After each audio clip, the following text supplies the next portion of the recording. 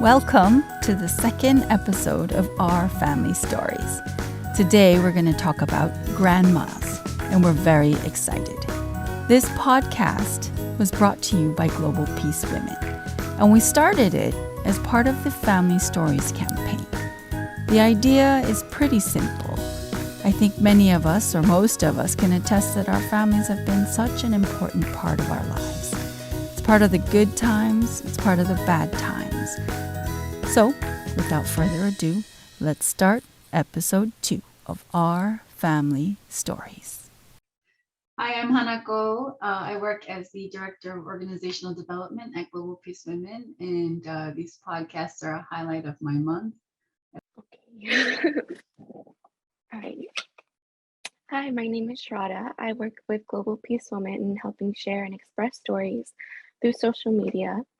And I'm very excited for the podcast series that we have coming in, where we'll be able to share more stories from different individuals across the world. Okay.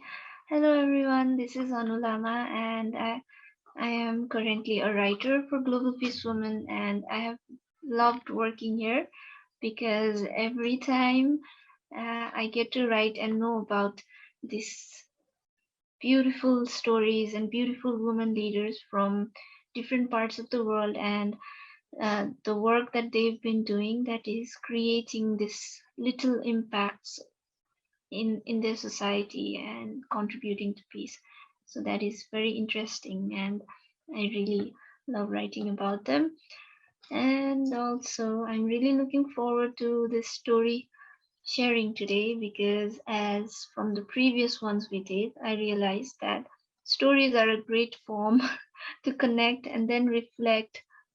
Great. Let me share the next one.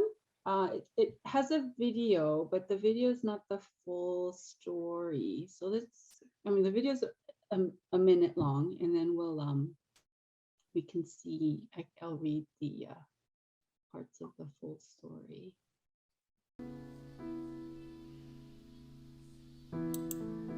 To describe my mother would be to write about a hurricane in its perfect power. Her influence on us, her family, has been so powerful that the traditions and cultures set before us will stay throughout, now to its third generation.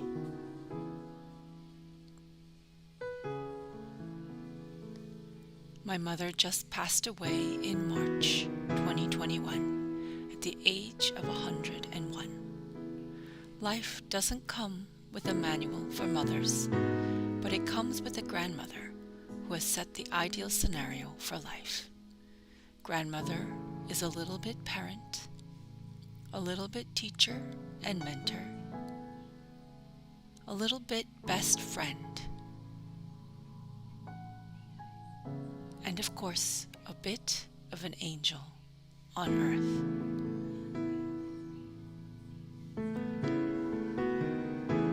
Grandmother demonstrated the art of mothering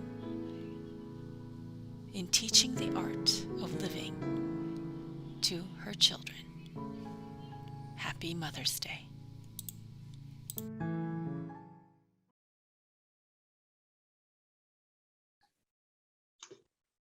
So she sent this to me on Mother's Day because her mom had just before Mother's Day passed away. So it's kind of like a tribute. This is Dr. Ricafort from Philippines. She has her own grandchildren. So her mother is now a great grandmother. 101. That's quite something, right? Yeah, that's a big number. Yeah. So maybe you have grandmothers, but also kind of an insight into eventually what your relationship with your mothers will look like. Way down the line. But any thoughts on this story?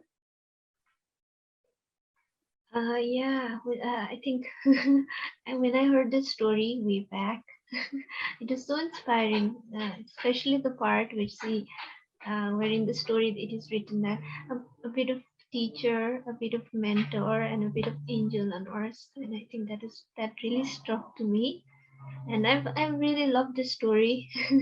And then the kind of family rules she has, like on having one meal a day with her family. Right, This is right. on. So I thought You're that right. was really nice to Yeah. bring the family closer. So it is nice, and yeah. And all They I can. close together, right? Every day at the end of the day, they had like a prayer service together to talk about Yeah, how every day was. Even when the kids were adults, they carried yeah. on the tradition. Yeah. So it is really, it's really inspiring story. And I think she talked about it in one of the webinar we had, Did. right? Yes. Yeah. So it's so good to hear it, to hear about it again after a year, maybe. And I think reflecting back on my own grandmother, I think this was the first family story that I submitted to GPW, I think.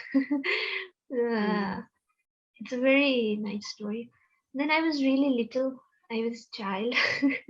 So we have like, especially on April, March, April, June, we have like winds. So when I was walking with my grandmother, so there was this huge wind, and I was so scared. I was so scared that it would blow me or something like that. So, but then my grandmother was like, "You should not be afraid. You should keep your legs strong, and then if your legs are strong, then nothing will ever happen." And then she held my hand, and then after that, I guess I was not afraid, and then we actually made it back to our home. Before she said that, I was thinking that, oh, the wind is going to blow me away and I'm not going to get home. But I think after she said that and held my hand, it kind of gave me the strength, and I still reflect back, and it's really nice to have grandmothers. I unfortunately don't have stories about my grandmother. I did watch and read the captions in the video. Something that resonated with me was like learning the culture for like the future. And so it's interesting because just last year when we had festivals, I for some reason was like, okay, this year is when I'm gonna learn all like the rituals and the preparation and how to cook something a certain way, and just like these tiny little norms that you do when preparing for festivals and even during it. And so I learned a lot, even though I don't have it memorized. But now, like every time my mom does talk about, oh, for the celebration of brothers and sisters, we have to get this material, we have to make this garland and stuff. I know exactly where to go and get it because I did it before.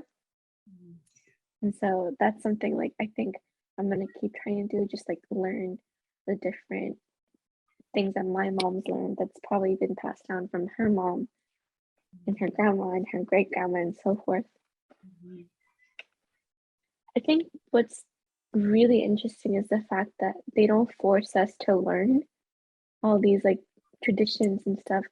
As kids, we grew up learning about it because they would, tell us. But as now that I'm getting older and older, I'm going out of my way to learn about it because I know that's something that I want to keep maintaining for the future and just like, carry it on instead of just having it disappear.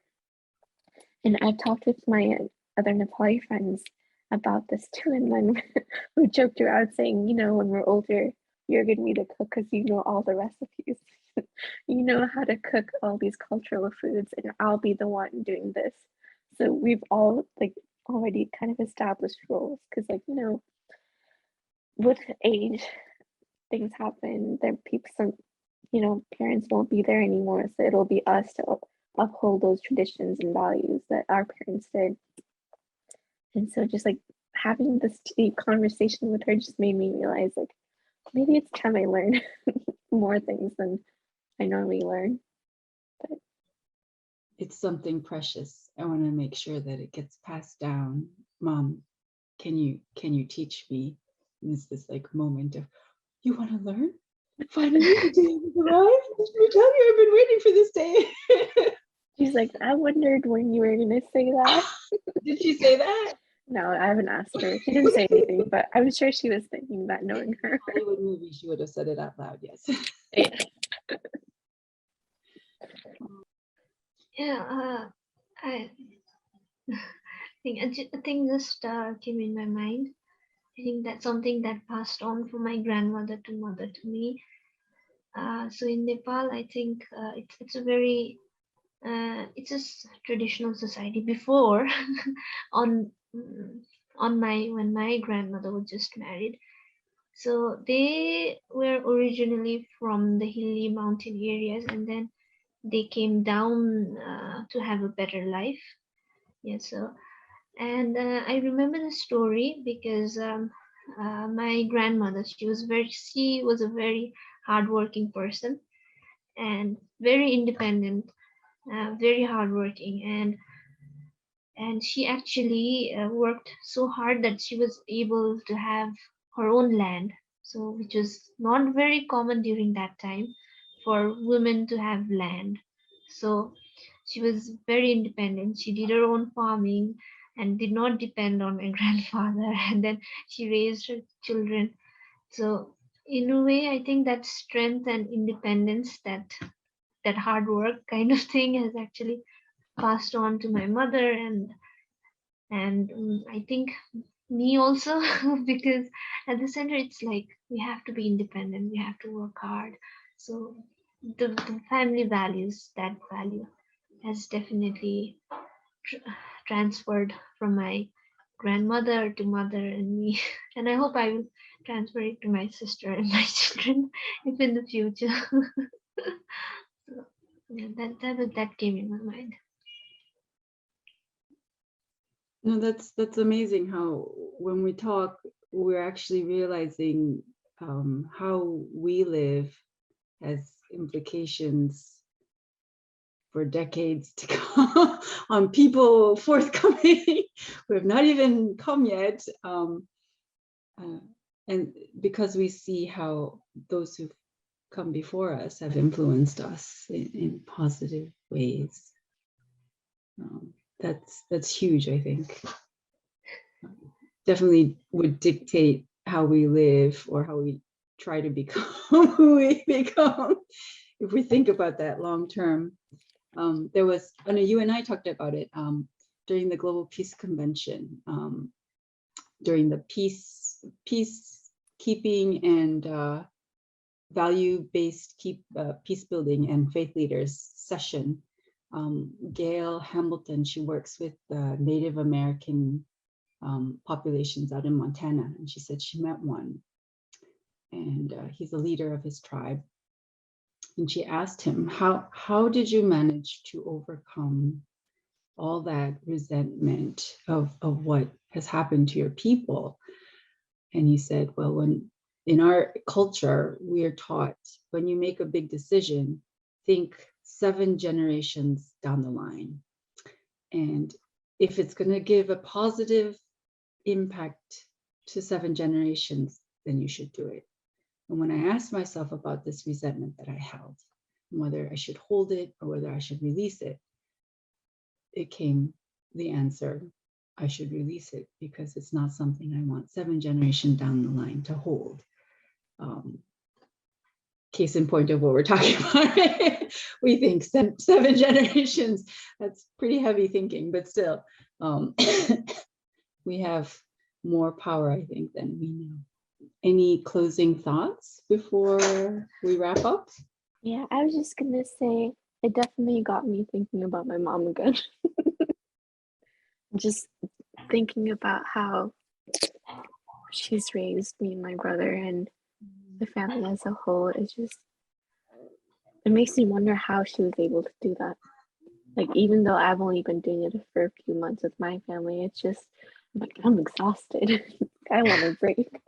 And she's been doing that continuously since who knows how long. Like, from what I know, like, she's the oldest in her family. So she's always had this like older sibling, older child responsibility, and it just got extended when she had me and my brother. And I'm like, when will you get a break? But it just keeps me thinking about it, I guess. This was nice. especially as Shraddha said, I think there was a lot of reflection on the back of my mind, like okay, and I think a lot of reflection and made me think about my mom and my grandmother and how they've contributed in making me, making my personality and my values. So it's a good reflection. And I think after this, I think I might just spend more time with my mother. I think, a very good reflection, I'd say. Well, thank you for spending time with us. Actually, I think this is really nice.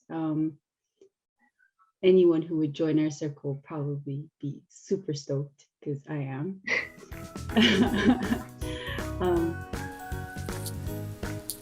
Thank you for joining us for episode 2 of Our Family Stories, brought to you by Global Peace Women. We hope that you join us for our coming podcasts about more topics and stories that have come from our families. We hope that you enjoyed this time just as much as we did, and we look forward to growing together.